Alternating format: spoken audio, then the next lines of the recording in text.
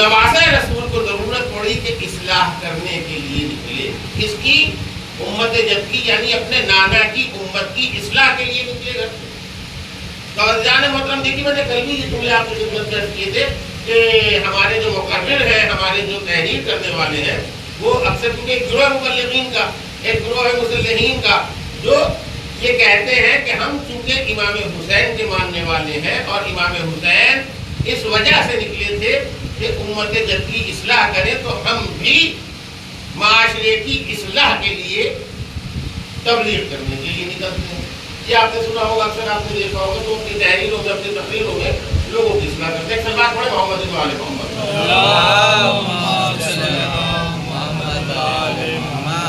اور اس کے جو بیان کو آگے جاری رکھا جائے تو آپ کی خدمت میں کروں. دیکھیے عزاداری کیا ہے. عزاداری امام حسین کے سوگ میں اپنے آپ کو اتنا ڈبو لینا کہ سامنے والا جب دیکھے تو وہ یہ کہے کہ کوئی غمگین آ رہا ہے، کوئی سوگوار آ رہا ہے. آپ کی شکلوں سے ایسا لگنا چاہیے کہ جیسے آپ کے گھر کا کوئی مرد مر گیا. میں آپ کی خدمت میں عرض کروں، دیکھیے آج کا جو معاشرہ ہمارا ہے اس میں نہ جانے کہاں سے یہ خرابی آ گئی کہ جس طرح سے عید کی تیاری ہوتی ہے اس طرح سے محرم کی تیاری.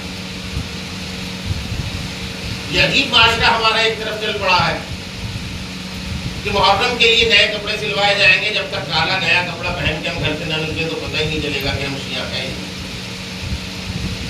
معاف کیجیے گا، دیکھیے میں کسی پر تنقید نہیں کر رہا ہوں، لیکن یہ ہمارے معاشرے میں ہے جو میں آپ کے سامنے عرض کر رہا ہوں اور اس کی ضرورت ہے. میں آپ کی خدمت میں عرض کروں، دیکھیے جو ہمارے پرانے زمانے کے لوگ تھے ان کو آپ نے دیکھا بھی ہوگا، اگر جو میری عمر کے ہیں اور مجھ سے ذرا سے چھوٹے کی انہوں نے بھی دیکھا ہوگا کہ جتنے بزرگ لوگ تھے، جن کی والدین تھیں، جن کے والد تھے، انہوں نے کبھی ایام اعظام ماہ محرم میں کوئی نئی خریداری نہیں کی.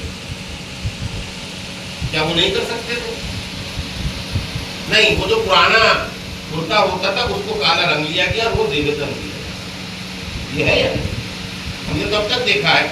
میں آپ کی خدمت میں کروں، نواب واجد علی شاہ ایک نواب تھے، وہ تو جس کو حکم کرتے نہ جانے کتنے پارچے کتنے کپڑے ان کے پاس نئے آتے اور کالے لباس ان کے لیے ایک سے ایک بن سکتے تھے.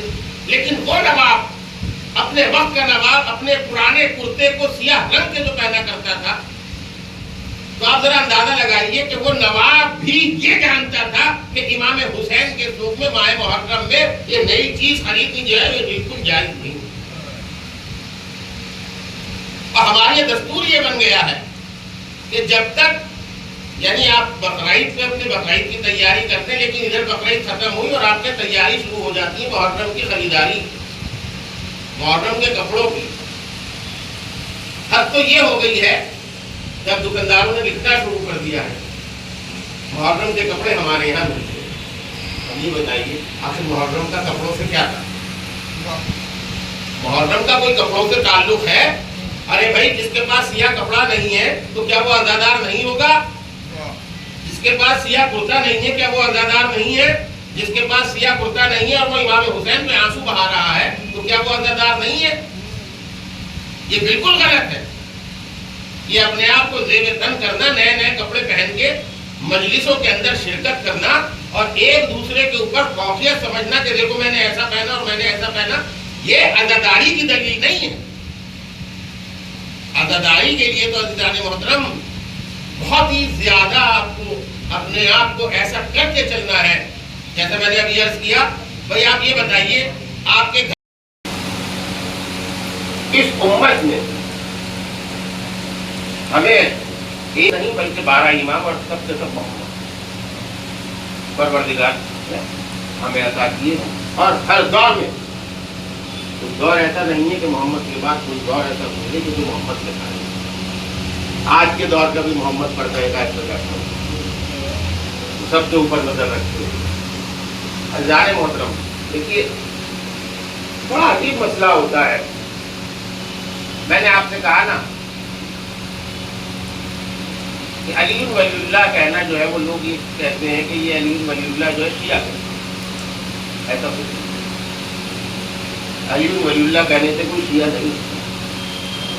اور ہمارے یہاں تو میں نے کل بھی عرض کیا تھا کہ جیسے کوئی لا الہ الا اللہ کہنے سے مسلمان نہیں ہوتا، ایسے ہی کوئی علی ولی اللہ کہنے سے شیعہ نہیں ہوتا۔ اور ہمارے یہاں یہ ہے کیا بھائی؟ لا الہ الا اللہ کہنے سے کوئی مسلمان نہیں ہوتا، لا الہ الا اللہ کہنے سے انسان جو ہے وہ کافر نہیں ہوتا۔ لا الہ الا اللہ کہنا ہے کہ یہ کافر نہیں۔ بھائی مجھ سے کسی نے کہا کہ مولانا آپ کافر تو نہیں؟ میں نے کہا لا الہ الا اللہ ہے۔ انہوں نے کہا صاحب آپ مومن نہیں ہیں۔ میں نے کہا محمد رسول اللہ، الحمدللہ میں محمد کو نبی مانتا ہوں۔ تو کسی نے پھر چپکے سے کہا کہ کہیں آپ منافق تو نہیں؟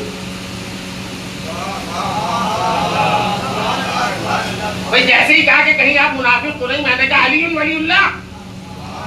بہار الانوار میں طبری میں خود خلیفہ دوم نے تحریر فرمایا کہ ہم رسول کے زمانے میں منافقوں کو علی کی دشمنی سے پہچان لیتے تھے۔ بھائی وہ اس وقت علی کے دشمن کو، منافقوں کو پہچان لیا کرتے تھے علی کی دشمنی سے، وہ تو اس وقت پہچانتے تھے۔ ارے ہم تو آج تک منافقوں کو صرف علی کا نام لے کے پہچان لیتے ہیں۔ ایک صلوات پڑھے محمد انوار۔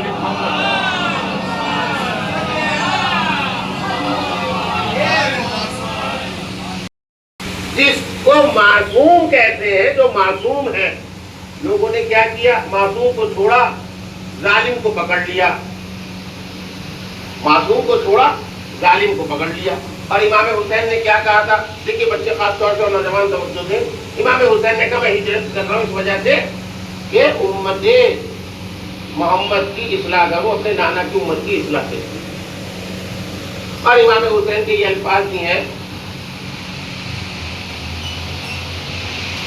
ذلت کی زندگی سے عزت کی موت بہتر۔ تو آپ نے سنا ہوگا بھوکوں کی طرف کو تو پانی کو چھوڑ کر پیاسوں کی طرف پہنچو۔ افسانے محترم بس چند منٹ کی زحمت۔ ایک مرتبہ جب حور آیا ہے نا، اور آنے کے بعد ایک مرتبہ امام حسین کے قدموں میں گرا، گرنے کے بعد کہتا ہے آقا کیا میری خطا بھی معاف ہو سکتی ہے؟ امام حسین نے حور کو سینے سے لگایا، اور سینے سے لگانے کے بعد کہتے ہیں میں نے بھی معاف کیا، اب میرے خدا نے بھی معاف کیا۔ اور ایک مرتبہ حور کے بندھے ہوئے ہاتھوں کو کھولنا شروع کیا۔ جیسے ہی حور کے ہاتھوں کو کھولنا شروع کیا، میں کہوں گا اے آقا ارے ذرا دیکھ لیجئے کہیں خیمے سے زینب نہ دیکھ رہی ہو، ارے آج آپ حور کے ہاتھوں کو کھول رہے ہیں، ارے 11 محرم ہوگی، زینب کے ہاتھوں میں رسیاں باندھی ہیں۔ اجرکم اللہ۔ ہاں دادارو، ایک مرتبہ امام حسین نے حور کو سائے میں بٹھایا، اور کہاں پہنچے؟ اس خیمے میں پہنچے کہ جس میں جناب سکینہ ہائے پیار، ہائے پیار، ہائے پیار کی آوازیں بلند کر رہی تھی۔ ایک مرتبہ آئے، بچوں کے آگے آ کے کھڑے ہوئے کہ بچوں میں تمہیں یہ تو منع نہیں کرتا کہ تم ہائے پیار نہ کہو، لیکن بچوں دیکھو میرا ایک مہمان آیا ہے، دیکھو جب تک میرا مہمان ہے تمہارے پیار کہہ کے نہ رونا۔ ارے میں یہ نہیں چاہتا تمہارے ہائے پیار کہنے سے میرا مہمان شرمندہ نہ ہو جائے۔ اجرکم اللہ۔ ہاں دادارو، ایک مرتبہ جب امام حسین آئے تو حور نے ایک مرتبہ کہا آقا مجھے اجازت دیجیے۔ امام حسین نے حور کو اجازت دی، حور نے اپنے بیٹے بھی دیکھا جاؤ مقتل میں جا کے امام حسین کی نصرت کرو۔ ایک مرتبہ حور کا بیٹا گیا، اور حور کا بیٹا ارے بہادر باپ کا بہادر بیٹا تھا، شریف باپ کا شریف بیٹا تھا۔ ایک مرتبہ حور نے جنگ کری، اور جنگ کرنے کے بعد ایک مرتبہ حور کے بیٹے نے آواز دی بابا جان میری مدد کو آئیے۔ ارے حور جیسا باپ ایک دفعہ آنکھوں کے آگے اندھیرا چھا گیا، دوڑتا ہوا چلا اپنے بیٹے کی طرف بھاگا۔ اب جیسے ہی اپنے بیٹے کو ڈھونڈتا ہوا چلا، ایک مرتبہ ایک آواز نے کہا اے حور رک جا، یہاں ٹھہر جا، دیکھ تیرا بیٹا میرے پاس ہے۔ حور کہتا ہے جیسے ہی میں پہنچا میں نے یہ دیکھا کہ امام حسین میرے بیٹے کو اپنی گود میں لیے۔ ایک مرتبہ حور کہتا ہے آقا آپ نے یہ کیا کر دیا؟ ارے غلام کا سر اپنی گودی میں لے لیا۔ کہنے لگے حور تو کیا بات کرتا ہے؟ ارے کبھی ضعیف باپ کو جوان بیٹے کی میت پہ جانے دیا جاتا ہے؟ بس میں کہوں گا آقا آپ نے حور سے یہاں تو کہہ دیا کہ بوڑھا باپ جوان بیٹے کی لاش پر نہیں جاتا۔ ارے یہ تو ابھی صبح عاشورہ ہے، ارے وہ بھی آنے دیجئے۔ جب علی اکبر ایریاں لگا رہا ہوگا امام حسین واہ اکبر